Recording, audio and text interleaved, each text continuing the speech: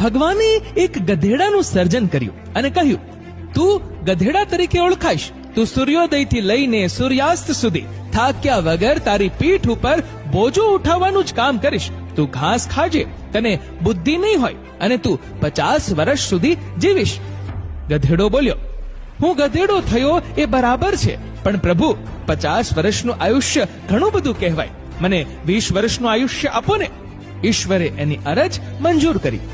ભગવાને કૂતરાનું સર્જન કર્યું અને કહ્યું, તું કૂતરો કહેવાઈશ. તું મનુષ્યોના ઘરની ચોકીદારી કરીશ. તું મનુષ્યનો પરમ મિત્ર કહેવાઈશ. તું એણે નાખેલા રોટલાના ટુકડા ખાઈશ અને તું 30 વર્ષ જીવીશ. કૂતરાએ કહ્યું, હે પ્રભુ, 30 વર્ષનું આયુષ્ય તો ઘણું કહેવાય. 15 વર્ષ રાખો ને. ભગવાને મંજૂર કર્યું. ભગવાને વાંદરો બનાવ્યો અને કહ્યું, તું વાંદરો કહેવાઈશ. તું એક ડાળીથી બીજી ડાળી પર જુદા જુદા કરતબ કરતો કૂદાકૂદ કરીશ અને સૌને મનોરંજન પૂરું પાડીશ. તું 20 વર્ષ જીવીશ.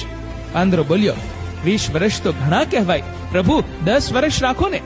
ભગવાને મંજૂર કર્યું. છેલ્લે ભગવાને મનુષ્ય બનાવ્યો અને એને કહ્યું, તું મનુષ્ય છે. પૃથ્વી પર તું એકમાત્ર બુદ્ધિજીવી પ્રાણી હોઈશ. તું તારી અક્કલના ઉપયોગ વડે સર્વે પ્રાણીઓનો સ્વામી બનીશ. તું વિશ્વને તારા તાબામાં રાખીશ અને 20 વર્ષ જીવીશ. માણસ બોલ્યો, પ્રભુ, હું મનુષ્ય ખરો, પણ 20 વર્ષનું આયુષ્ય ઘણું ઓછું કહેવાય.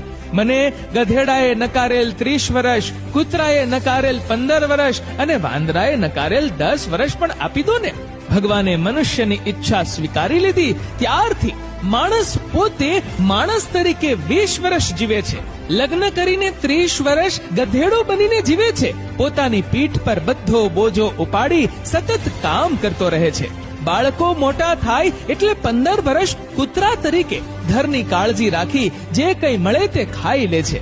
અંતે જ્યારે વૃદ્ધ થાય ત્યારે નિવૃત્ત થઈને વાંદરા તરીકે 10 વર્ષ સુધી એક પુત્રના ઘરથી બીજા પુત્રના ઘરે જઈને જુદા જુદા ખેલ કરીને પૌત્રો અને ભાણિયાઓને મનોરંજન પૂરું પાડે છે. કડવું છે પણ સત્ય છે, સાચી વાસ્તવિક